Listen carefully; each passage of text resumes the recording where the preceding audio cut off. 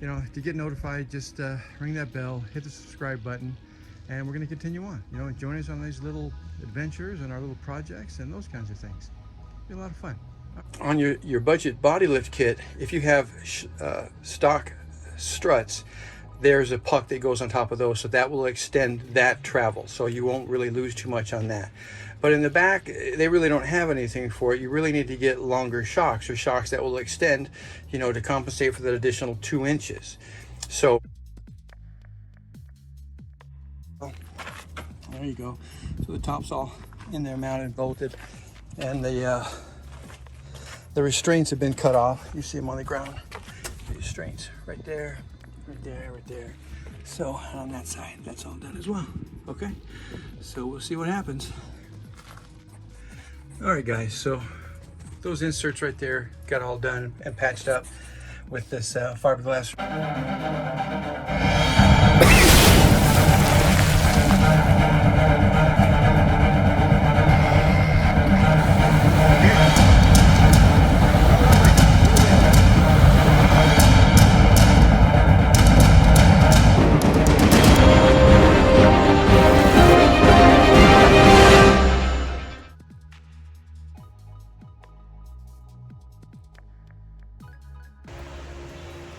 All right, guys, welcome to the channel again, and here we are in another week, and here's our video for this week right here. So, but before we get started, I just wanted to bring a couple of things to your attention.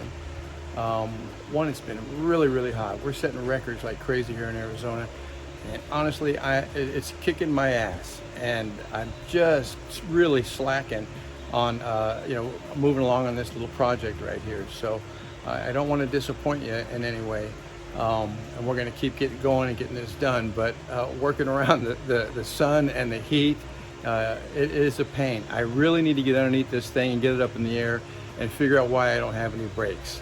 But crawling around on this hot ass driveway pavement, it's just not very appealing for me.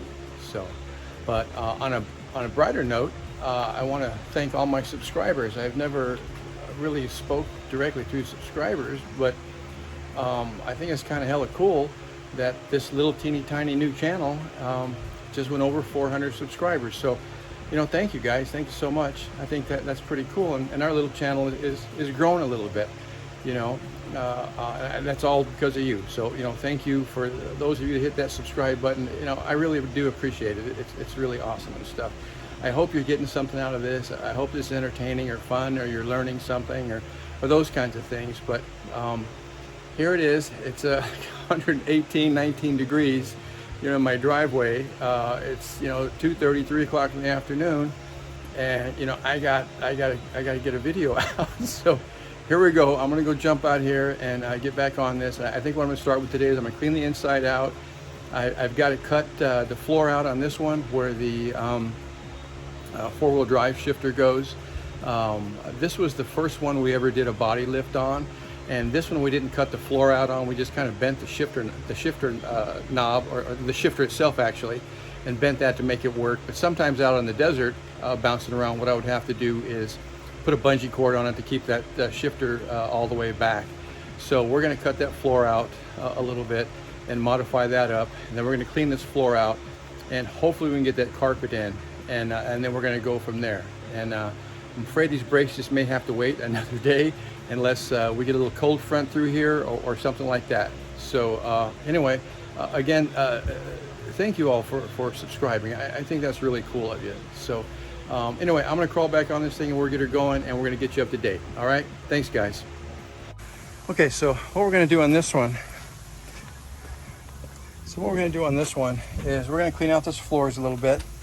And back here, as you can see, it's coming together, and then I'm going to clean this up right here. And this is our four-wheel drive shifter right here, and this one hits. This was the first one that we ever did a body lift on, so this is the one we learned on. And one of the things that we didn't do is we didn't notch out the back of this opening for your four-wheel drive transfer case shifter. So so all the time I'd always have to have a bungee cord holding it back and two-wheel high. So we're at this far, we're gonna go ahead and take this off, and we're going to cut and modify this. And then we're going to clean this up in here, and then we're going to throw our carpet back in, and we're going to start putting this thing back together. Okay, so hang in there.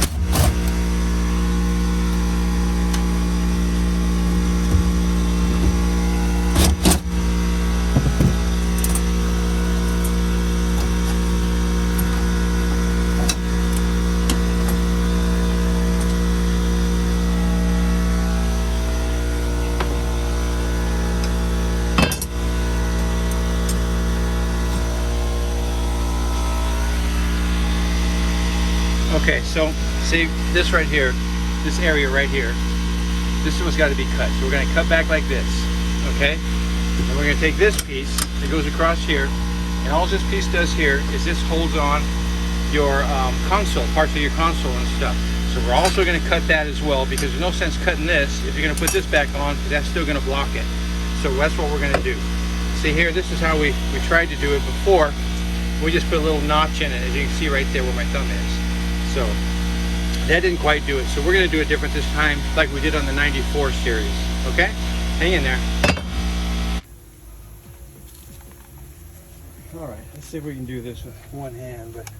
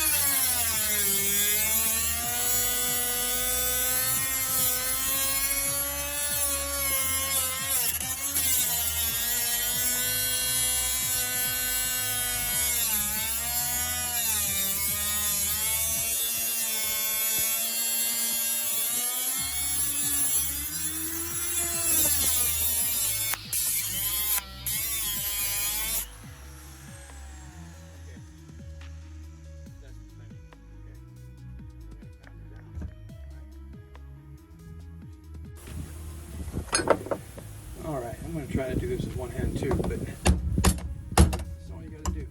That's it, right there.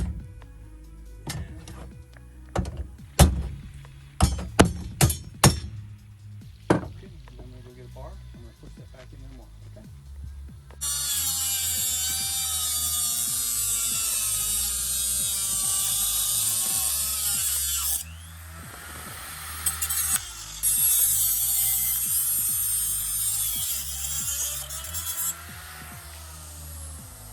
One ear.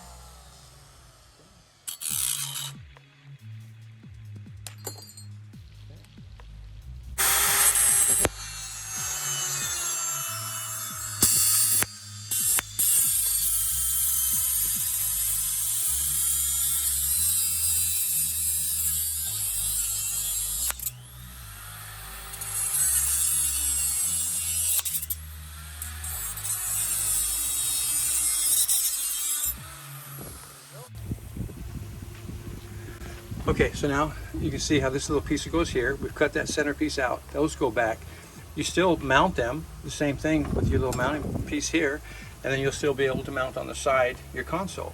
But you gave yourself plenty of clearance right there for that shifter to come back, so you'll never have to use a bungee cord or a rope or a strapper. You won't have to hold it in place. It'll stay too high, okay?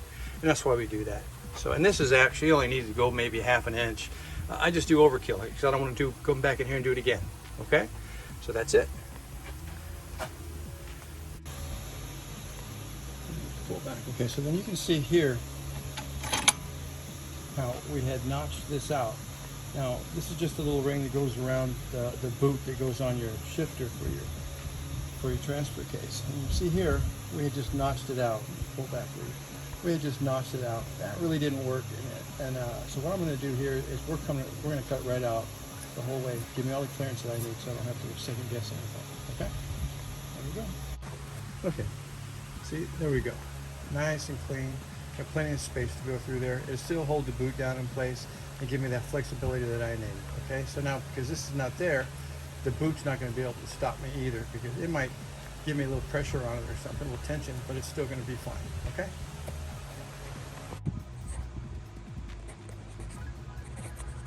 Okay, as you can see, got the floor cleaned up, throwing our carpet back in.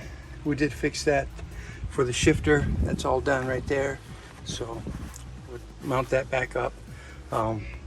This carpet's thrashed and it's garbage, but remember, this is just an off-road vehicle. That's all we do with this thing. It's a trail runner. We go out and explore the desert and get it dirty and get it muddy. So you can buy a carpet kit still for these things, and just leave a message in the comments, or the channel's got an email on it, and I can tell you where to get a whole piece of brand new carpet if you want it. But this is not a street car, this is a desert car, and so I'm not going to worry about it. When I put the floor mats in here and stuff, you're not going to see these tears in the floor or anything like that, or the wear spots. And in the back, remember, we're going to put a storage box in the back, or a little deck or something like that. So even though, you know, when I pressure washed this, it didn't come super clean. It is clean. It smells a lot better, but it's stained pretty bad. You're not going to see that. There's going to be a box on there. So I'm not worried about that. And the same here with the fender wells and stuff. They'll be underneath the box. You won't see it. And then we're going to get our EVA foam. We got to make our panels still, stuff like that. So it's coming along though. You'll see it's going to go pretty fast now. So anyway, that's where we are right now. All right, to close out this video, I want to give you an update on the turtle.